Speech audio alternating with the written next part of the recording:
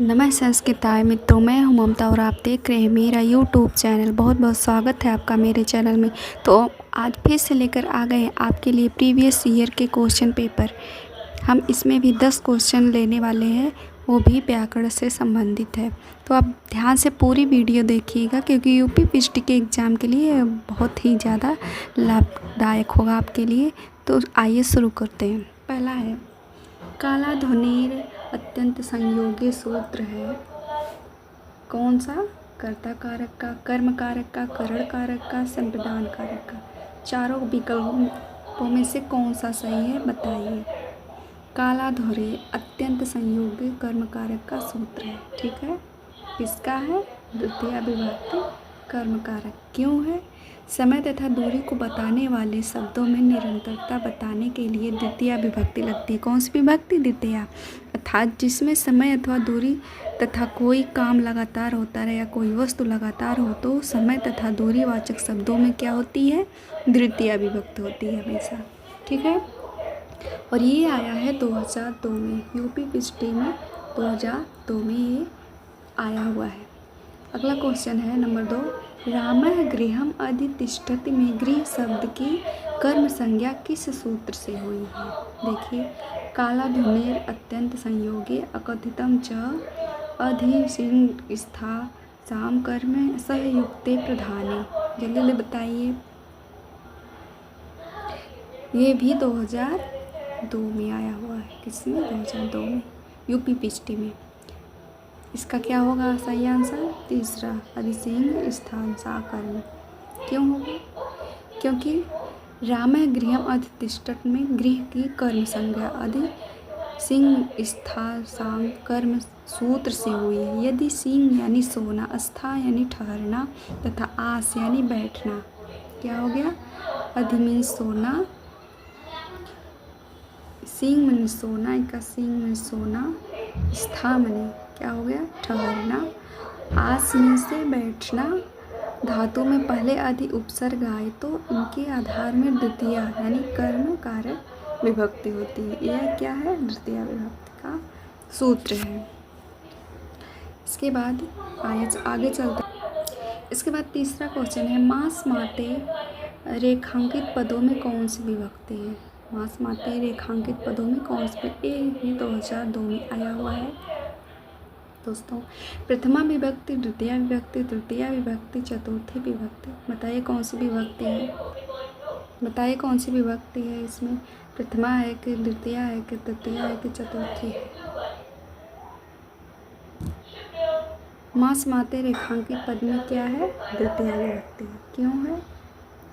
वो इसलिए है क्योंकि मासम काल व्यंजक है। समय काल व्यंजक होने के कारण अकर्मक धातु वियोगे देशे काल भावो गंतव्यो ध्वा च कर्मक संज्ञक इति वाच्यम वाच्य से मासम में कर्म संज्ञा होकर क्या हो गई? तृतीय विभक्ति का प्रयोग हुआ है। ठीक है, अगला है प्रश्न 4। बालकाय मोदकम रोचते में कौन सी विभक्ति है? बालकाय मोदकम रोचते में कौन सी विभक्ति है? द्वितीय है, तृतीय है, चतुर्थी है कि पंचमी है? क्या है बताइए। ये भी आया है 2002 में, यूपी पीएचडी 2002 में आया है। बालकाय मोदकम रोचते, आपको पता चल गया होगा कि इसमें क्या है? चतुर्थी विभक्ति। क्यों है? रेखांकित पद बालकाय में चतुर्थी विभक्ति का प्रयोग हुआ। रुच्य अर्थानाम प्रमाण सूत्र से रुचि के अर्थ रखने वाली धातुओं के योग में जिस कोई वस्तु अच्छी लगती है उससे चतुर्थी विभक्ति होती है। इस तरह के इसी कारण इसमें भी चतुर्थी विभक्ति हुई है। बहुत ही आसान सवाल है। अगला है मातु स्मृति में कौन सी विभक्ति है? मातु स्मृति में कौन सी? पंचमी विभक्ति, चतुर्थी, तृतीय या षष्ठी? इसमें क्या है? षष्ठी विभक्ति। क्यों है? मातु स्मृति में क्यों चतुर्थी विभक्ति है? इस सूत्र का अर्थ है अधिपूर्वक ई धातु स्मरण करना, दया करना, इस समर्थ होना तथा ऐसा ही अर्थ वाली अन्य धातुओं के कर्म में क्या होती है? षष्ठी विभक्ति होती है। अगला देख लेते हैं प्रश्न 6। कृष्णस्य कृत में किस पद में षष्ठी विभक्ति किस सूत्र से हुई है? षष्ठी से षष्ठी हेतु प्रयोगे कर्त कर्मणो कृति उभय प्राप्ति कर्मणि। छठवां का है कर्त कर्मणो कृति। वाक्य में किस पद से कर्त कर्मणो कृति सूत्र से षष्ठी विभक्ति हुई है? अर्थात जब कोई क्रिया कृदंत रूप में प्रकट की जाती है तो उस क्रिया का जो कर्ता या कर्म होता है वह कृदंत शब्दों के साथ षष्ठी विभक्ति में देखा जाता है। ये भी 2002 में आया हुआ है। प्रश्न 7 यस्य च भावेन भाव लक्षम सूत्र है कर्म कारक का, कारण कारक का, अपादान कारक का, अधिकरण कारक का। ये है अधिकरण कारक का। क्यों है?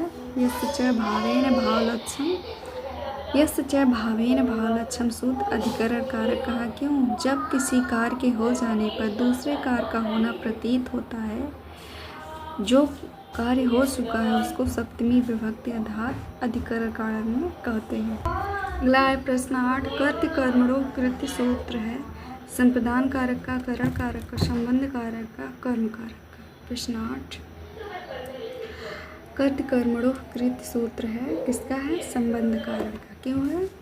क्योंकि षष्ठी विभक्ति में संबंध कारण होता है। जब कोई क्रिया कृदंत रूप में प्रकट की जाती है तो उस क्रिया का कर्म या कर्ता होता है, उसे कृदंत के साथ षष्ठी विभक्ति में रखते हैं। ये भी 2003 में आया है। किस में आया है?